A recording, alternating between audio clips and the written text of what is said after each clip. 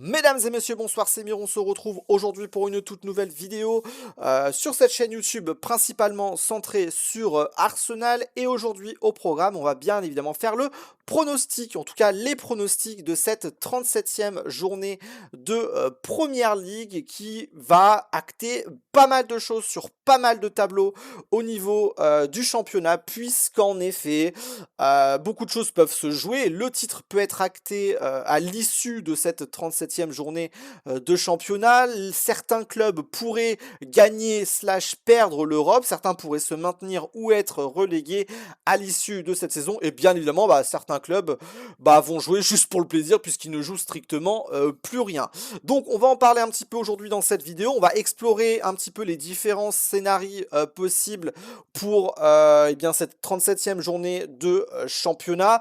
Bien évidemment, il est probable que j'oublie certains scénarios, donc bien évidemment, n'hésitez pas à m'en faire part dans les commentaires, si au cas où il y a un petit fait de jeu que j'ai bien évidemment oublié. On va bien évidemment parler un petit peu des résultats qui vont, en tout cas, le plus nous intéresser par rapport à la semaine dernière, la 36e journée de championnat. On va bien évidemment parler de la victoire de Manchester City contre Brentford 3-0 samedi dernier, avant justement le match contre West Ham Arsenal. Arsenal qui avait gagné 1-0 contre West Ham du côté du London Stadium de West Ham, certes entaché par rapport à la fin, la grosse situation VAR autour du but refusé justement à West Ham. Encore une fois, je tiens quand même à préciser que beaucoup parlent de cette situation qui n'aurait pas dû être refusée apparemment, mais personne ne parle de toutes les situations dont bénéficie Manchester City. Contre Brentford, il se passe énormément de choses qui ont favorisé Manchester City, et contre Crystal Palace, justement en milieu de semaine, victoire 3-0 de Manchester City contre Crystal Palace, victoire 3-0 avec une très belle main de John Stones, absolument pas sifflée, main qui pourrait avoir pas mal de répercussions. Alors effectivement, il y aurait eu penalty, il aurait été marqué, pas marqué, ça j'en sais rien, mais dans tous les cas, ça change pas mal de choses, puisqu'en effet, à la suite de cette victoire pour la 31e journée de championnat, qui était un match en retard, je vous le rappelle, donc entre Manchester City et Crystal Palace, Manchester City est passé devant Arsenal à la différence de but, ce qui peut causer pas mal de différences.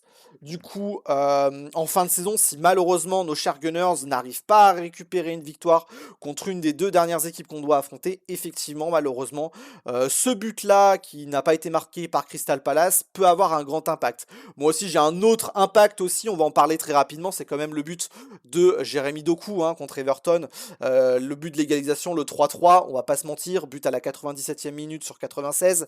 Bon, voilà.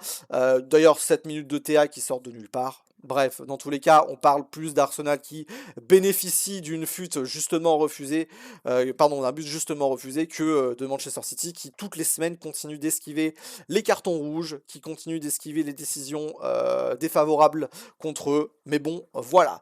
On va donc parler maintenant des différents matchs pour le compte de cette 37e journée qui va être quand même assez longue, puisqu'en effet les matchs de cette 37e journée vont commencer dès ce soir 21h avec un Aston Villa Liverpool, et cette 37e journée de championnat va se terminer mardi prochain, le 19 mai, pour un match entre Chelsea et Tottenham. Alors pourquoi ça va si loin ? Donc il y aura deux matchs d'ailleurs mardi, mais pourquoi est-ce que ça va aller aussi loin? Eh bien tout simplement parce que samedi, donc il n'y a pas de match de Première Ligue d'ailleurs, il y a surtout la finale de FA Cup entre Manchester City et Chelsea. Voilà, donc alors je vais pas en parler, bien évidemment, on peut en parler très rapidement. Qui va gagner entre Manchester City et Chelsea? Je pense très honnêtement que ce sera Manchester City. Voilà, point final. On va pas s'attarder plus longtemps que ça sur la finale de FA Cup, ça ne m'intéresse pas plus que ça, je ne regarderai pas forcément d'ailleurs la rencontre, peut-être que si, peut-être que pas, j'en sais rien, mais dans tous les cas, voilà. On va donc parler un petit peu maintenant de cette 37e journée de championnat, avec le premier match aujourd'hui entre Aston Villa et Liverpool, qui, je vous le rappelle, aura lieu donc dès ce soir, 21h, du côté de... Oh purée, j'ai oublié le... Villa Park, ouais, le stade d'Aston Villa. Actuellement, Aston Villa pointe à une 5e place.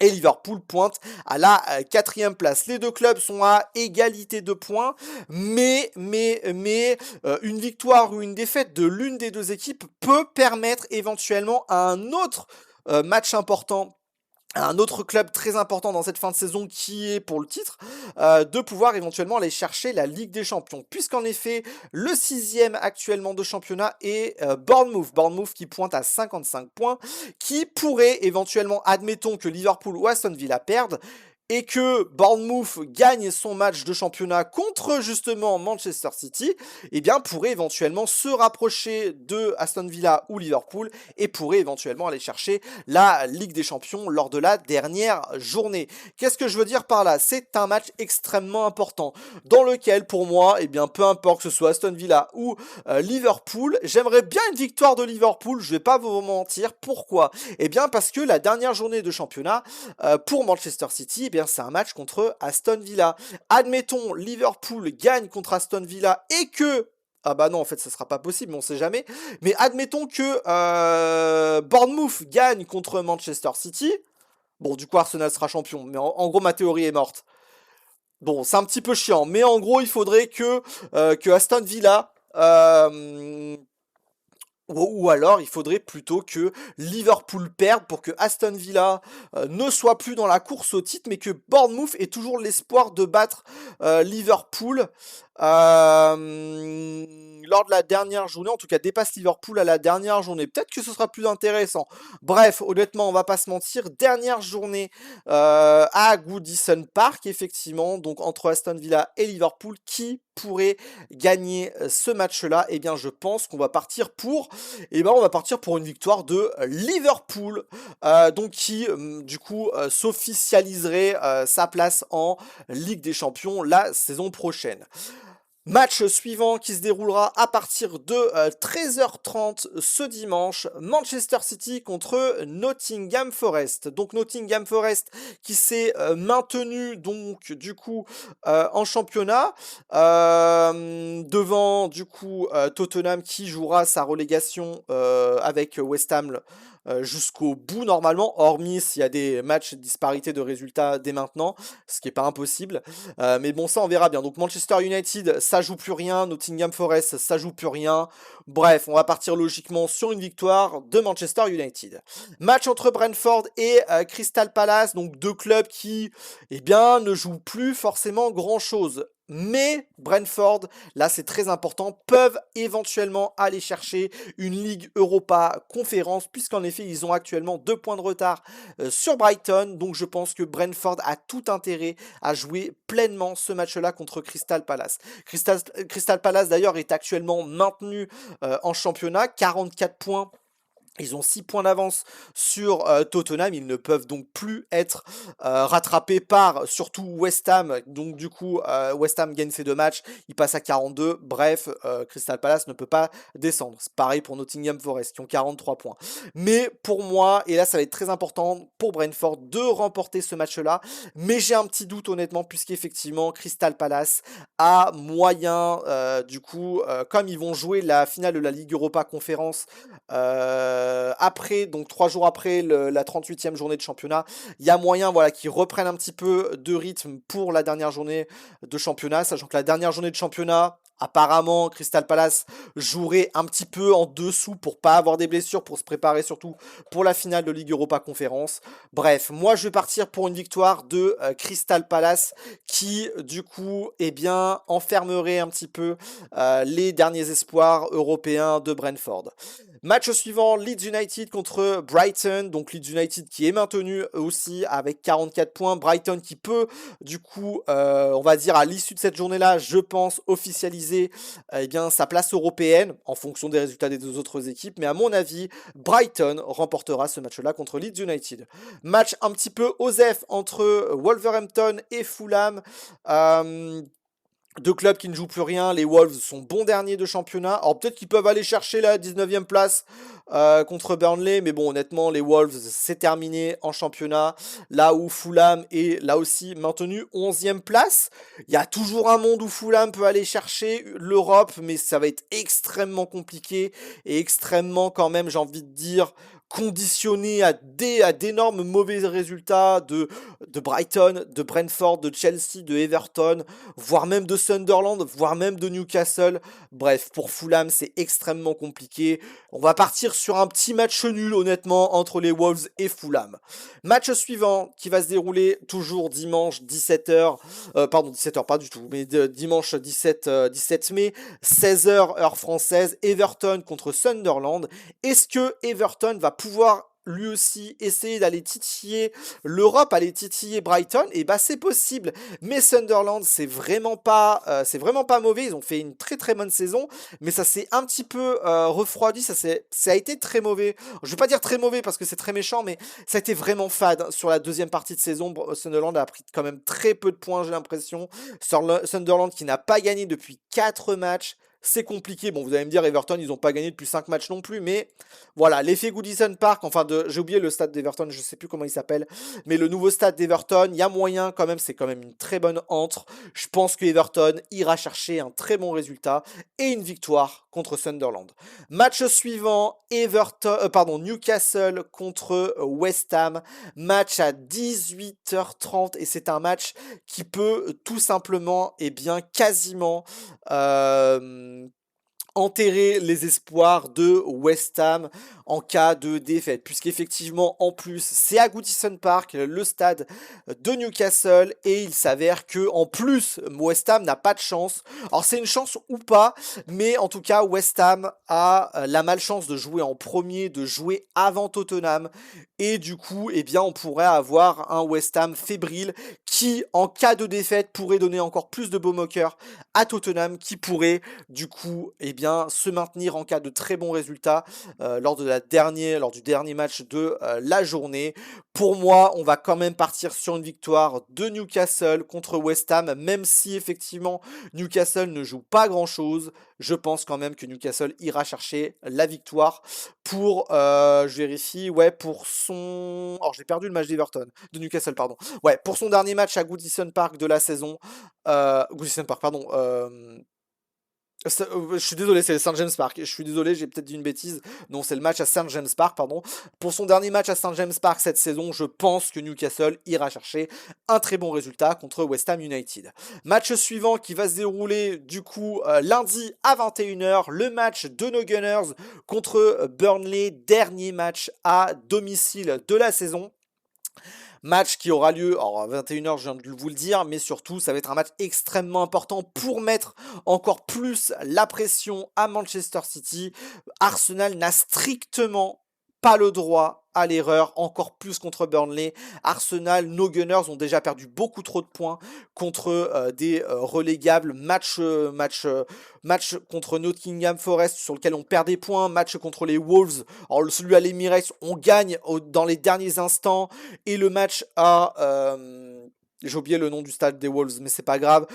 Contre lesquels on fait, je crois, on fait match nul, on fait 2-2 ou 1-1, je sais plus. C'est extrêmement dommage. Alors vous allez me dire, avec les résultats au mois de janvier, peut-être qu'on serait déjà champion. Oui, si on ajoute des points à n'importe quel moment, on bat Liverpool, on est champion aujourd'hui. Enfin, vous comprenez un petit peu l'histoire, ça marche pas comme ça. Ça se trouve, on gagne les Wolves, on perd 3 matchs derrière. Hein. C'est ce que je veux dire là-dessus. Il faut pas conditionner une victoire à un instant T comme changeant toute une saison. Une victoire par exemple contre Manchester City il y a 3 semaines, il y a 4 semaines, ça se trouve on fait que des défaites jusqu'à maintenant. Ça se trouve, on n'est pas qualifié en finale de Ligue des Champions. Bref, faut comprendre un petit peu l'histoire. Dans tous les cas, voilà, match contre Arsenal-Burnley, je pense quand même, et j'espère vraiment, les gars, s'il vous plaît, gagner ce match-là. J'espère, voilà, une victoire donc d'Arsenal contre Burnley. Et on va gagner contre Burnley. On reviendra bien évidemment un petit peu plus en détail sur cette rencontre dans la vidéo normalement de lundi, où on aura déjà les premiers résultats on en reparlera dans la vidéo de lundi. Bref. Et ensuite, du coup, on va partir sur le dernier match à l'extérieur de Manchester City qui se déplacera sur le terrain de Bournemouth donc dès mardi le 19 mai pour les 2 derniers matchs de la 37e journée de championnat. Donc Bournemouth contre Manchester City, c'est peut-être le dernier match compliqué de Manchester City puisque pas mal de choses peuvent être jouées à ce moment-là. Donc Bournemouth qui peut éventuellement aller chercher, comme je vous l'ai dit, l'Europe. Ils ont actuellement 4 points de retard sur Aston Villa. C'est parfaitement jouable. Liverpool gagne et Bournemouth gagne. Et bien effectivement, Bournemouth peut éventuellement se rapprocher à 58 points. Et pour la dernière journée, ils peuvent aller chercher un très très bon résultat, surtout que, on va pas se mentir que la dernière journée d'Aston Villa, c'est contre Manchester City, là où la dernière journée de Bournemouth, c'est contre Nottingham Forest. Donc il y a moyen qu'avec un très très bon résultat dès maintenant de Bournemouth, qu'on retrouve Bournemouth en Ligue des Champions la saison prochaine. Quoi qu'il arrive, Bournemouth sera européen, il n'y a pas de souci là-dessus, ils ont 4 points de retard, 4 points d'avance sur... ils ont que 2 points d'avance par contre sur Brighton, mais je pense quand même que Bournemouth ira chercher, et j'espère que Bournemouth ira chercher l'Europe la saison prochaine, mais allez, on va se mouiller, on va dire un petit match nul entre Bournemouth et Manchester City, ce qui, du coup, en cas de match nul Bournemouth-Manchester City et une victoire d'Arsenal, permettrait du coup à Arsenal d'être à 82 points et à Manchester City à 78 points, ce qui permettrait à nos chers Gunners d'être champions. On va dire match nul entre Bournemouth et Manchester City. Dernier match de cette 37e journée de championnat, match entre deux clubs qu'on n'aime pas, bien évidemment, entre Chelsea et Tottenham. Je vous rappelle que du coup, ces matchs-là sont assez tard, donc mardi. Pourquoi? Parce qu'il y a eu la finale de Cup. Il y a eu la finale de Cup, du coup, qui s'est déroulée, enfin, qui va se dérouler, alors je parle au passé, mais voilà, qui se sera déroulée samedi 16 mai, du coup, je sais pas à quelle heure, mais on s'en fout, entre Manchester City et Chelsea. Alors je vous avais dit que que City pour moi remporterait cette finale de Cup, et ce match-là, Chelsea-Tottenham, est important pour les deux clubs. En effet, en cas de victoire, j'ai envie de dire même d'ailleurs, peu importe le résultat, ah non pas peu importe le résultat de West Ham, mais voilà, une victoire de Tottenham leur permettrait globalement 90% de se maintenir en Première Ligue la saison prochaine, là où une défaite de Chelsea, ça va tout simplement les enterrer pour l'Europe la saison prochaine. Donc pas de coupe européenne en cas de défaite dès ce soir pour Chelsea. Donc voilà, de mon côté, j'ai envie que les deux équipes perdent, on va pas se mentir, mais ce n'est pas possible dans le football. Mais on va partir pour une victoire de Chelsea. C'est un match du côté de Stamford Bridge. Donc normalement, voilà, Chelsea va quand même se battre pour aller chercher la victoire. Ce serait pas mal que Chelsea reste européen, qui joue encore une fois la Ligue Europa Conférence pour qu'il la gagne et qu'il se la pète, bien évidemment. Bref, dans tous les cas, j'espère que cette vidéo vous aura plu. Je sais pas trop comment je vais orienter cette petite vidéo d'un point de vue visuel. J'espère que j'aurai le temps surtout de vous monter la vidéo. Ça se trouve, cette vidéo sortira peut-être, ça sera lors du match Aston Villa-Liverpool, hein. J'espère que vous m'en voudrez pas. Voilà, le montage va être long et peut-être même un petit peu compliqué. Bref, on se retrouve très très vite pour de nouvelles aventures. Déjà, dès lundi, j'ai envie de dire, pour le preview du match entre nos chers Gunners et Burnley. Peut-être qu'on fera le débrief. Est-ce qu'on fera le débrief après le match Bournemouth-Manchester City? Peut-être, on verra, bien évidemment, en temps voulu. Quoi qu'il arrive, s'il y a un mauvais résultat, on n'attendra pas le match Bournemouth-Manchester City, hein, bien évidemment. Bref, on se retrouve très très vite. C'était Mir, à la prochaine. Salut!